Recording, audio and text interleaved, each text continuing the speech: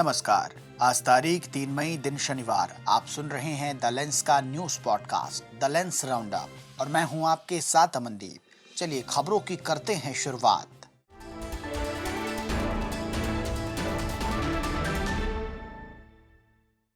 Australia में labour party दोबारा चुनाव जीत गई है। चुनाव आयोग के मुताबिक अब तक 47% वोटों की गिनती हो चुकी है। लेबर पार्टी को 87 सीटों पर जीत हासिल हुई है। वहीं विपक्षी लिबरल नेशनल गठबंधन 33 सीटों पर चुनाव जीती है। चुनाव जीतने के लिए 76 सीटों की जरूरत होती है। एंथनी एल्बनीज एक बार फिर से प्रधानमंत्री बनेंगे। 21 साल में वो ऐसा करने वाले पहले प्रधानमंत्री बन गए हैं। विपक्षी लिबरल नेशनल गठबंधन ने हार मान ली है। इधर सिंगापुर में आज संसदीय चुनाव के लिए वोटिंग हो रही है। इस चुनाव में मुख्य मुकाबला 1965 से सत्ता पर काबिज पीपल्स एक्शन पार्टी और प्रमुख विपक्षी दल वर्कर्स पार्टी WP के बीच है। इन दोनों के अलावा कई अन्य छोटे दल भी चुनावी मैदान में ताल ठोक रहे हैं। इस चुनाव का रिजल्ट 4 मई को आ सकता है। सिंगापुर के 33 निर्वाचन क्षेत्रों की 97 संसदीय सीटों के लिए वोटिंग की जा रही है। भारत ने शनिवार को पाकिस्तान से डायरेक्ट और इनडायरेक्ट आयात पर बैन लगा दिया है। सरकार ने इस फैसले का नोटिफिकेशन भी जारी किया। इसके साथ ही भारतीय बंदरगाहों पर पाकिस्तानी जहाजों के आने पर भी रोक लगा दी गई है। बंदरगाह और शिपिंग मिनिस्ट्री ने कहा कि भारतीय जहाज भी पाकिस्तानी बंदरगाहों पर नहीं जाएंगे। सरकार के इस फैसले के बीच प्रधानमंत्री नरेंद्र मोदी ने शनिवार को कहा कि आतंकवाद मानवता के लिए सबसे बड़ा खतरा है। गोवा के शिरगांव में श्री लहराई यात्रा के दौरान शुक्रवार रात मची भगदड़ में 7 लोगों की मौत हो गई। जानकारी शनिवार सुबह आई है। हादसे में 50 से ज्यादा लोग घायल हैं, जिनमें 20 गंभीर हैं। राहत बचाव का कार्य जारी है। मृतकों की संख्या बढ़ सकती है। शुक्रवार शाम को बड़ी संख्या में श्रद्धालु यात्रा में शामिल होने के लिए मंदिर जा रहे थे। इसी दौरान एक दुकान के सामने बिजली के तार से करंट लगने के बाद कुछ लोग गिर गए। तभी अफरा तफरी मच गई और भगदड़ का माहौल निर्मित हो गया। पहलगाम में हुए आतंकी हमले में जम्मू कश्मीर के पूर्व मुख्यमंत्री फारूक अब्दुल्ला ने लोकल सपोर्ट होने की बात कही। उन्होंने कहा कि मैं नहीं समझता कि ये चीजें हो सकती हैं जब तक कोई इनका साथ ना दे। वो वहां से आए, किस तरह आए। अब्दुल्ला के बयान पर पूर्व मुख्यमंत्री महबूबा मुफ्ती ने कड़ी आपत्ति जताई है। महबूबा ने एक्स पर लिखा, फारूक अब्दुल्ला जैसे वरिष्ठ कश्मीरी नेता का ऐसा बयान देश के बाकी हिस्सों में रह रहे कश्मीरी छात्रों, व्यापारियों और मजदूरों के लिए खतरा बन सकता है।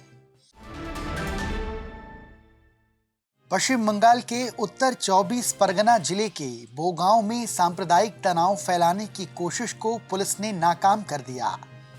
बुधवार 30 अप्रैल रात को अकाईपुर रेलवे स्टेशन के पास एक सार्वजनिक शौचालय की दीवार पर पाकिस्तानी झंडा चिपकाने के आरोप में सनातनी एकता मंच के 2 लोगों को गिरफ्तार किया गया है। पुलिस के मुताबिक आरोपियों ने सांप्रदायिक उन्माद फैलाने के लिए ये कदम उठाया था। गिरफ्तार किए गए लोगों की पहचान चंदन मलाकार और प्रज्ञाजीत मंडल के रूप में की गई है। दोनों स्थानीय निवासी हैं और एक राजनीतिक पार्टी से सक्रिय सदस्य भी है। इधर कर्नाटक में बजरंग दल नेता और 2022 के फाजिल हत्याकांड के मुख्य आरोपी सुहास शेट्टी की हत्या के मामले में पुलिस ने 8 लोगों को गिरफ्तार किया है। इनमें अब्दुल साफवान, नियाज अहमद, मुज्जमिल खालंदर, आदिल महरूफ, नागराज रंजीत और रिजवान शामिल हैं। भाजपा ने मामले की जांच NIA को सौंपने की मांग की है। मंगलुरु में 1 मई को सुहास शेट्टी की हत्या कर दी गई थी। इसके बाद से इलाके में तनाव का माहौल है।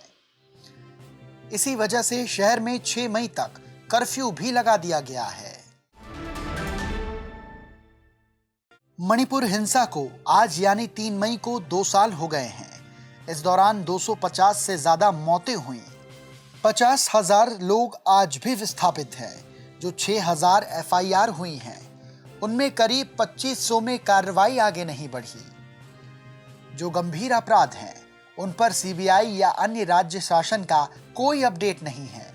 शनिवार को मैतेई संगठन coordination committee on Manipur integrity ने लोगों ने सभी गतिविधियों को बंद रखने और अपने कन्वेंशन में शामिल होने के लिए कहा है। वहीं कुकी स्टूडेंट ऑर्गेनाइजेशन और जोमी स्टूडेंट फेडरेशन ने भी कुकी आबादी वाले इलाके में बंद बुलाया है। अब बात मौसम की। मौसम विभाग के मुताबिक मध्य प्रदेश, उत्तर प्रदेश समेत 19 राज्यों में आंधी तूफान का अलर्ट है। राजस्थान में धूल भरी आंधी चल सकती है। वहीं ओडिशा, आंध्र प्रदेश और कर्नाटक में तेज बारिश हो सकती है। दिल्ली में शुक्रवार को हुई बेमौसम बारिश के बाद मौसम विभाग ने शनिवार के लिए भी आंधी बारिश का अलर्ट जारी किया है। बदले हुए मौसम के बावजूद शुक्रवार को महाराष्ट्र, गुजरात, राजस्थान और मध्य प्रदेश के 12 शहरों में तापमान 43 डिग्री के आसपास रिकॉर्ड किया गया। अब खबर जरा हटके। सालों से इंसान ने आकाश की ओर देखा है। कभी चांद की चांदनी में उम्मीदें तलाशी, तो कभी लाल ग्रह की सतह पर जीवन की झलक खोजी। लेकिन आज एक ऐसा संकेत मिला है जो इस सवाल को फिर से जिंदा कर देता है। नासा का परसिवरेंस रोवर यानी जिज्ञासा का रक्षक 2021 से मंगल ग्रह की सतह पर घूम रहा है। उसका मिशन साफ है, प्राचीन जीवन के संकेत को खोजना। और हाल ही में उसने कुछ बेहद चौंकाने वाली तस्वीरें और डेटा भेजे हैं। मंगल के एक क्षेत्र सर्पेंटाइन रैपिड्स में कुछ हरे रंग के धब्बे दिखाई दिए। अब मंगल पर हरा रंग कोई आम बात नहीं है। वहां ना तो पेड़ हैं, ना हरियाली, लेकिन ये धब्बे ऐसे अणुओं से बने हैं जो जैविक गतिविधियों का संकेत हो सकते हैं। इसी के साथ हमारे पॉडकास्ट में फिलहाल इतना ही। आपसे फिर होगी मुलाकात। अभी दीजिए आज्ञा। नमस्कार।